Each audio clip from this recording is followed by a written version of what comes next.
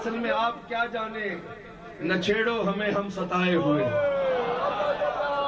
یہاں جو ہمارے قریب رہتے ہیں نا وہ ہمیں بہت ستاتے ہیں.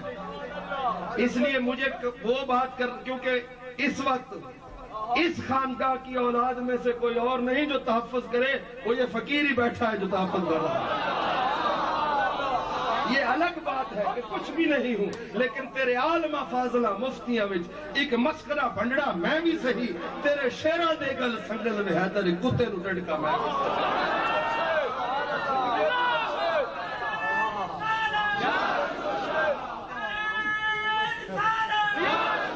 اور وہ سرگردان ہے، پوچھیں یہ سارے حضرات بیٹھے ہیں، وہ سرگردان ہے اس بات سے کہ ہر چیلم پہ جو کچھ ہمیں سننے کو ملتا ہے پھر بھی بولتے ہیں، کیونکہ ان کا کام بولنا ہے. میں اور کچھ نہیں کہتا، ان کا کام بولنا ہے. وہ بولتے رہیں. ہمیں پتا ہے جو عظیم ہوتے ہیں ان کی عظمتوں میں کبھی کوئی فرق نہیں آتا. اڑائے دھول کوئی چاند پر کب دھول پڑتی ہے. ارے چاند کو تھوکنے والے کے اپنے منہ پہ سب کچھ آتا ہے. چاند کی کیفیت میں کوئی فرق نہیں آتا. ارے جن کو اللہ نے محبوب بنا لیا، نہ یہاں ان کی عظمت میں فرق آ سکتا ہے نہ وہاں ان کی عظمت.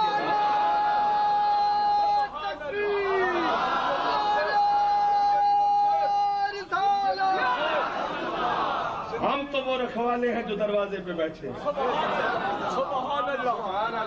ہم تو وہ رکھوالے ہیں جو دروازے پہ بیٹھے ہیں. اس لیے نہیں کہ ان کی عظمت میں اضافہ ہوگا، ہم اپنی ڈیوٹی دے رہے ہیں. اس لیے کہ جو کتا ہوتا ہے اس کا کام ہوتا ہے دروازے پہ بیٹھ کے راکھی کا.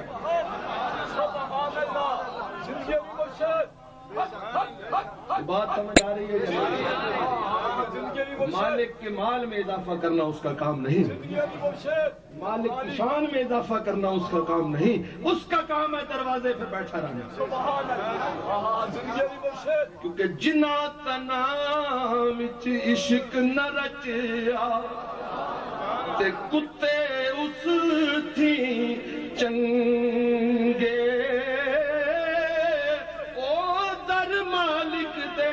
راکھی کر دے تے صابر بھکھے ننگے. او جنا تنا وچ عشق نہ رچیا تے کتے اس تھی چنگے. او در مالک دے راکھی کر دے، در مالک دے راکھی کر دے. او در مالک دے راکھی کر دے تے صابر بھکھے ننگے.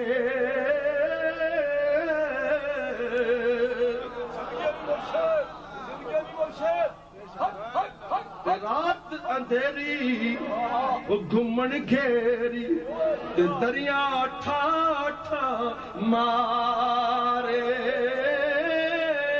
او کی جانن سارے ساڑی تے جڑے بیٹھے رہن کنارے. او کی جانن سارے ساڑی تے جڑے بیٹھے رہن کنارے.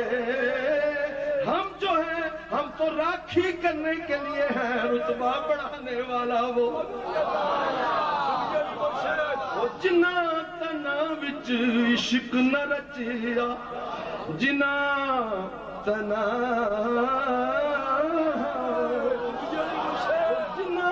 تنا وچ عشق نہ رچیا تے کتے اس تھی چنگے. او در مالک دے ہم راکھی کر دے تے صابر بھکھے ننگے. جنا تنا وچ عشق سمانا تے رومن کم انہاں مل دے روندے او بچھڑے روندے تے روندے ٹر دے راہ.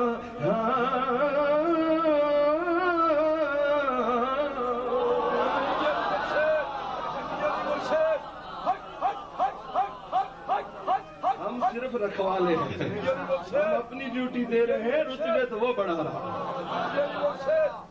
اور حضرت جی وَمَن يُعَظِّمْ شَعَائِرَ اللَّهِ، اللہ نے سب کائنات بنائی پر یہ تخصیص کیوں فرمائی؟ یہ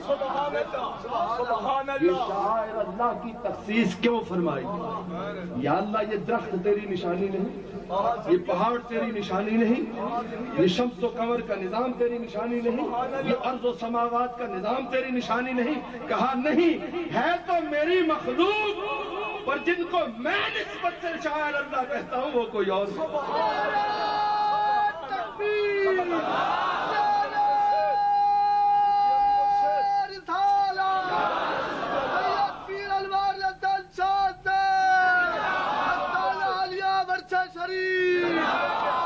سمجھ نہیں آ رہی۔ شاعر علماء تشریف فرمائے، یہ شاعر اللہ یہ مخصوص ہو گئے، تخصیص ہو گئی، تو نشانی کیا ہوتی ہے؟ روز اول سے ہے میری زندگانی آپ کی، ہے تو میرے پاس لیکن ہے نشانی۔ نشانی تو وہ ہوتی ہے کہ خدا آ کے بیٹھتا کسی جگہ، خدا بیٹھ کے کوئی تبلیغ فرماتا الیاذ باللہ بلا تشبیہ بلا مثال، سمجھانے کے لیے بات کہہ رہا ہوں، لیکن یوں نہیں ہوا۔ یا اللہ پھر نشانیوں کی ذرا وضاحت فرما دے، فرما ان الصفا والمروہ من شعائر۔ یہ حاجی صاحب اب ہو کے آئے ہیں، حافظ صاحب کی بلا، صفا پہاڑی، مروہ پہاڑی ہے۔ پرانے زمانے میں دونوں پہ بت ہوتے تھے، کفار مشرکین وہاں آ کے منتیں دیتے تھے، لیکن ایک وقت ایسا آ گیا کہ اللہ کی ایک مقبول بندی، اللہ کی ایک ولیہ اپنے بیٹے کے لیے پانی تلاش کرتے ہوئے کبھی صفا پہ چڑھتی تھی، کبھی مروہ پہ چڑھتی تھی، کبھی صفا پہ آتی، کبھی مروہ پہ آتی۔ اللہ کو یہ ادا پسند آ گئی، فرمایا ہاجرہ جہاں تو دوڑی ہے جب تک یہاں کوئی نہ دوڑے اس کا حج نہیں۔ اب ان ڈالروں اور پاؤنڈوں پہ بکنے والے علماء سے پوچھو کہ تم بتاؤ کہ بچے کو دیکھنے کے لیے دوڑنا بھی کبھی عبادت رہی ہے؟ اور وہ بچہ جس کو تم غیر اللہ اور من دون اللہ کہتے ہو، اس کو دیکھنے کے لیے بھی کوئی کام عبادت ہوا؟ ارے نہیں ہوا، پر ان کو پتہ نہیں جب اللہ چاہتا ہے تو اپنے کسی مقبول کی ادا کو عبادت خدا کا۔ اب دوڑو، نجیب دوڑے، نقیب دوڑے، مجدد دوڑے، علماء دوڑے، مشائخ دوڑے، انبیاء دوڑے، سید الانبیاء دوڑیں گے، سب دوڑیں گے، جو دوڑنا نہیں جانتا وہ بھی دوڑے گا۔ لیکن صفا پہ مائی صاحبہ کے قدم لگے، مروہ پہ قدم لگے، یہ میرے پاؤں جہاں ہے ایک جز ہے، میں پورا تو اوپر ہوں،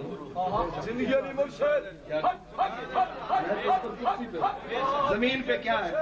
پاؤں ہے، ایک جز لگا، ایک جز لگا تو اللہ نے فرمایا یہ میری نشانیاں ہیں۔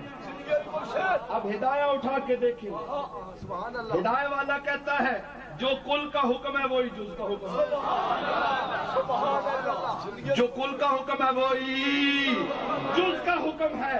اب جہاں جز لگے وہ تو اللہ کی نشانی، اور جہاں پورا ولی سویا ہوا وہ اللہ کی نشانی۔ ارے تم تو جز کے ایسے پیچھے پڑ گئے ہو کہ جز جز کرتے کرتے جز کو مانتے ہو، کل کے منکر ہو گئے۔ جہاں کل پڑا ہے اس کی تعظیم سے بھی تقویٰ۔ اسی لیے تو تمہارا مولوی بھی بھول کے وہاں چلا گیا تھا۔ مولوی اسماعیل دہلوی کہتا ہے صراط مستقیم میں، میرے پیر سید احمد شہید، ان کو جب ضرورت پڑی اور مصیبت پڑی تو قطب الدین بختیار کاکی کے مزار پہ چلے گئے۔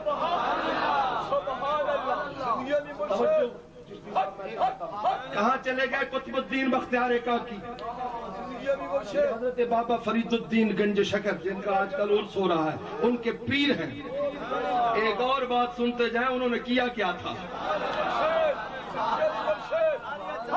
حضرت خواجہ قطب الدین بختیار کاکی کا وصال محفل سوا میں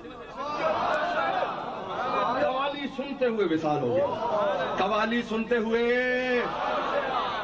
جو سوئے ہوئے ذرا آپ بھی بولو، ستے پہ اور پچھلے جاگ دیو بھائی۔ وصال کس میں ہوا؟ قوالی میں۔ طبلہ بھی بج رہا تھا، باجا بھی بج رہا تھا، طبلہ بھی بج رہا تھا، باجا بھی بج رہا تھا۔ اور ہم طبلے بجانے والے ان کا طبلہ بجا کے چھوڑیں گے۔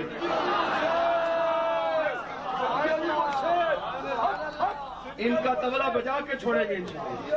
حضرت خواجہ قطب الدین بختیار کاکی مولانا احمد جام کی غزل ہے، قوال گا رہے ہیں۔ وہ ایک کہہ رہا ہے کشتگانے خنجر تسلیم را، ہر زمان از غیب جانے دیگر است۔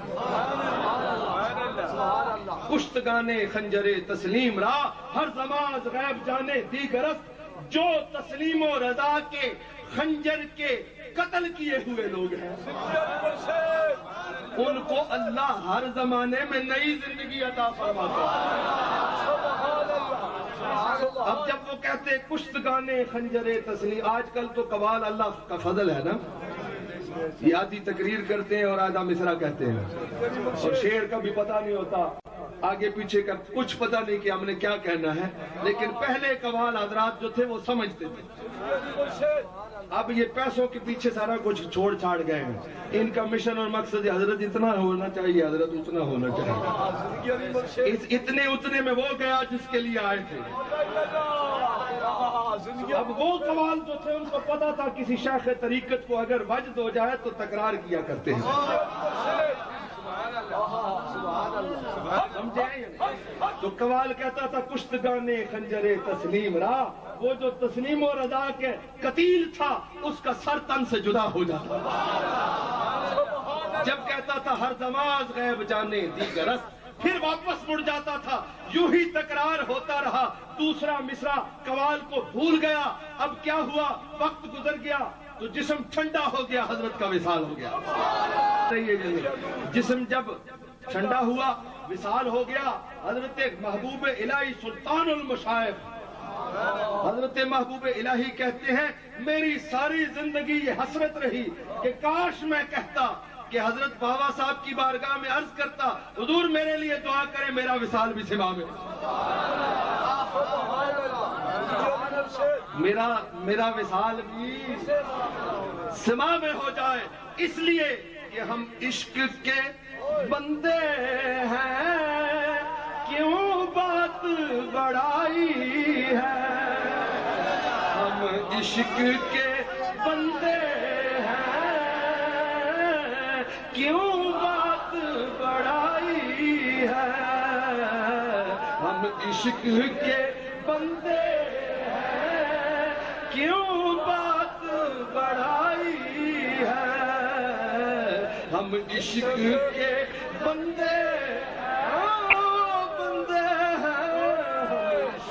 کے بندے ہیں، کیوں بات بڑائی ہے، نا الجھ ملا ہم سے، ہم عشق کے بندے ہیں، کیوں بات بڑائی ہے، اچھل لائی اسا کانے دی ہے، اچھل لائی اسا کانے دی تو مل جائے نہیں لوڑ زمانے دی، ایک مایا تو مل جائے نہیں لوڑ زمانے دی، ایک مایا تو مل جائے نہیں لوڑ لوڑ زمانے دی، ایک مایا تو مل جائے نہیں لوڑ زمانے دی، ایک مایا تو مل جائے نہیں لوڑ زمانے دی، ایک مایا تو مل جائے نہیں لوڑ زمانے،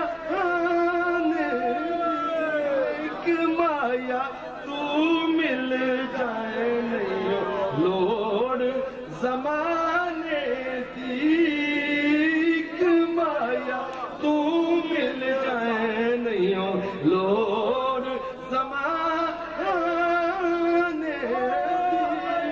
دی مایا تو مل جائے نہیں لوڑ زمانے دی مایا تو مل جائے نہیں لوڑ زمانے دی او جوڑا پکھیاں دا کوئی جوڑا پکھیاں دا او پرت کے تک مایا کی جان دئی اکھیاں دا او پرت کے تک مایا کی جان دئی اکھیاں دا پرت کے تک سونا کی جان دئی اکھیاں دا جن کا سما میں وصال ہو گیا انہی کے قبر پہ مولانا کے پیر پہنچ وہ جو کہتا تھا خیال آ جائے تو نماز ٹوٹ جاتی ہے اب قبر پہ چلے گئے کبھی اپنے گھر کا بھی پتہ کر لیا کرو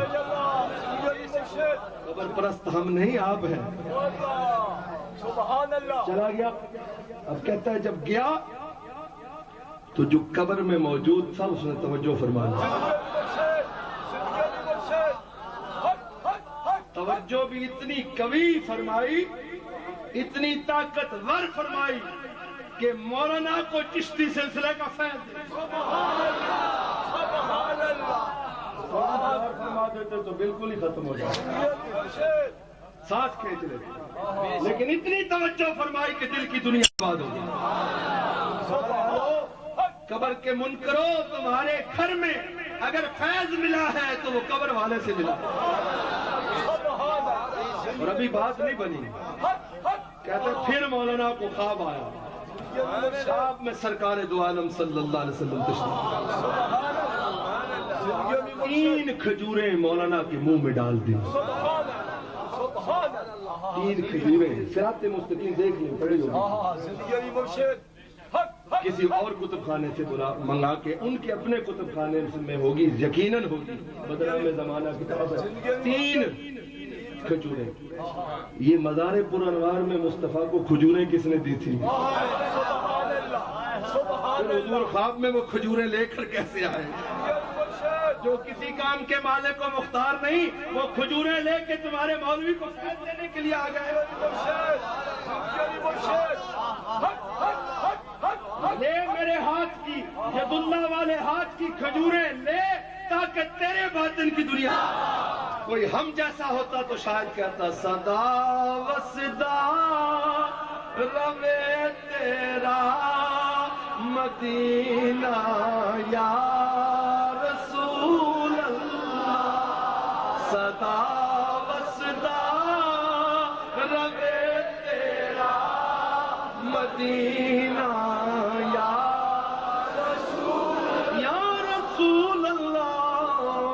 صدا وصدا روے تیرا مدینہ یا رسول اللہ صدا وصدا روے تیرا مدینہ یا رسول اللہ میں بدکار کمین نہیں فلیاں دے گل لج پئی صدا وصدا روے تیرا مدینہ یا رسول اللہ صدا وصدا روے تیرا مدینہ یا رسول اللہ یا رسول اللہ صدا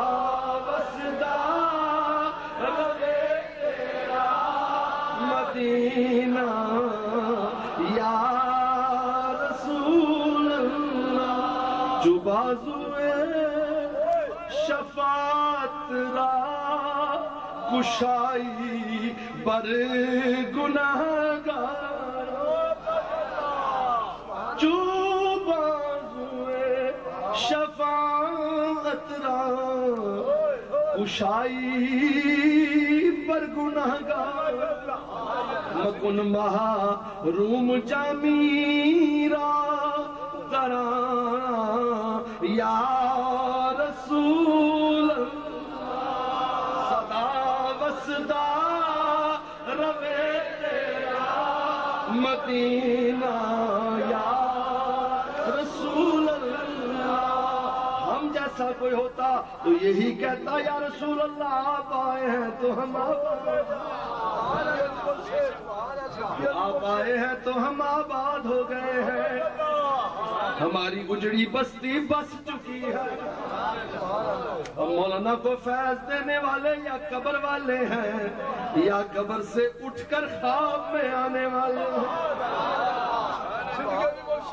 بڑی بندہ نوازی کی جو وقت آخری آئے، بڑی بندہ نوازی کی جو وقت آخری آئے، ذرا ٹھہرے کہ میں کر لوں نظارہ یا رسول اللہ، ذرا ٹھہرے کہ میں کر لوں نظارہ یا مدت ہوئی رامل کے بیٹھی، ذرا ٹھہرے کہ میں کر لوں نظارہ یا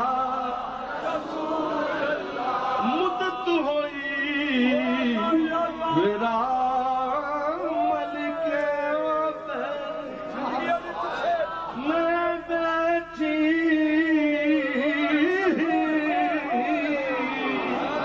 وہ بیٹھی میں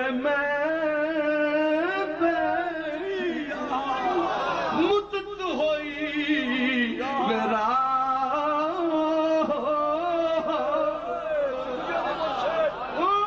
کے بیٹھی، ذرا ٹھہرے کہ میں کر لوں نظارہ یا رسول اللہ۔ او مدت ہوئی،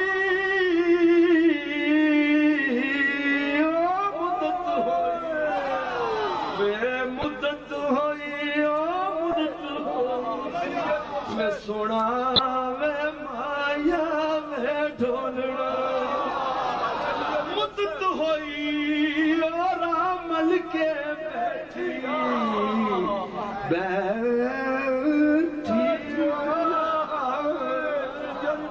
ذرا ٹھہرے کہ میں کر لوں نظارہ یا رسول اللہ۔ اس آس میں عمر گزاری ہے، ذرا ٹھہرے کہ میں کر لوں نظارہ یا رسول اللہ۔ ہم آئے نہیں بلائے گئے ہیں،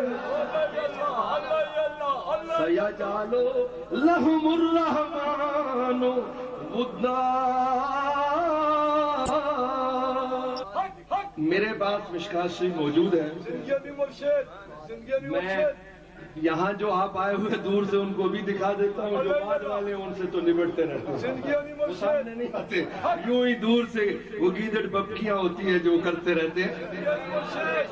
اس کا حاشیہ دیکھیں، بحوالہ مرقات باب مواضع الصلاۃ، اس میں یہ بات موجود ہے کہ بیت اللہ کے بنیادوں میں 70 انبیاء کی قبریں موجود ہیں۔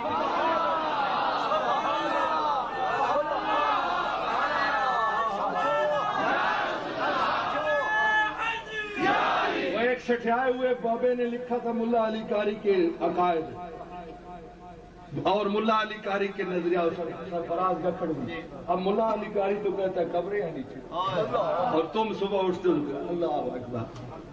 سر رکھ دیا تو آپ رکھ دیں تو کیا ہوتا ہے، ہم رکھے تو مجرم ہوتے ہیں، ہم آہ بھی کرتے ہیں تو ہو جاتے ہیں بدنام، وہ قتل بھی کرتے ہیں تو چرچا نہیں ہوتا۔ ان سے نسبت کی وجہ کیا ہے؟ اللہ رب العزت نے جب ان کو مقام محبوبیت عطا فرمایا ہے تو محبت کرنے کی وجہ کیا ہے؟ بخاری شریف میں یہ حدیث موجود ہے، اللہ فرماتا ہے جب میں کسی کو محبوب بناتا ہوں تو میں اس کی آنکھیں بنتا ہوں، میں اس کے کان بنتا ہوں، میں اس کے ہاتھ بنتا ہوں، میں اس کے پاؤں بنتا ہوں، یہ فنا ہو جاتا ہے، باقی میں رہ جاتا ہوں۔